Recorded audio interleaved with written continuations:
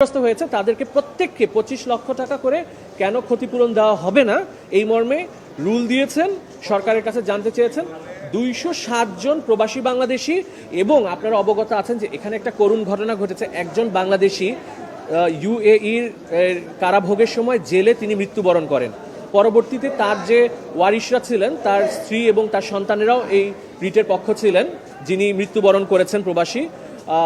আজকে high court rule দিয়েছেন এবং প্রবাসী কল্যাণ মন্ত্রণালয়ের সচিব বরাবর আমরা যে আবেদন করেছি ক্ষতিপূরণের জন্য, এই আবেদনটি আগামী 30 দিনের মধ্যে নিষ্পত্তির জন্য আদেশ প্রদান করেছেন। 260 জন প্রবাসী বাংলাদেশি যারা রেমিটেন্স যোদ্ধা, আর একজন প্রবাসে মারা গিয়েছেন তার স্ত্রী এবং তার স্ত্রী, 208 জনের পক্ষে করেছি। আপনারা জানেন যে দুবাইয়ে কারাগারে তাদেরকে নির্মমভাবে রাখা হয়েছিল, কোনো খাবার দাবারের ব্যবস্থা ছিল না। তখন তৎকালীন যে অন্তর্বর্তী সরকার, তারা ডক্টর মোহাম্মদ ইউনুস তার অনুরোধে তাদের সবাইকে মার্জনা করে দেশে ফেরত পাঠানো হয়েছে। কিন্তু এই প্রবাসী বাংলাদেশি যারা বাংলাদেশে রেমিটেন্স পাঠাচ্ছে রেগুলার, তাদের আজকে তারা একটি করুণ জীবনযাপন করছে এবং এর ফলে আমরা ক্ষতিপূরণের জন্য আবেদন করেছি।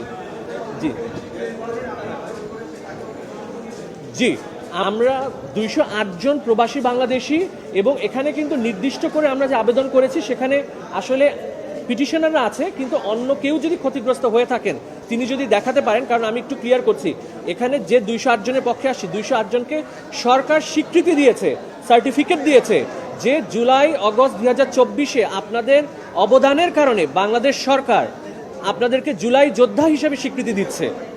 আমাদের প্রত্যেককে সার্টিফিকেট দিয়েছে এবং আমাদের যে অবদান এটি সরকার স্বীকৃতি করার পরও অদ্যবধি আমরা কোনো ধরনের ক্ষতিপূরণ পাইনি। আমাদের পরিবার সহ নিঃস্ব জীবনযাপন করছে, এর প্রেক্ষিতে আসলে রিটটি দায়ের করা হয়েছে। ধন্যবাদ। এটা সৌদি আরব এবং সংযুক্ত আরব আমিরাত। সংযুক্ত আরব আমিরাত,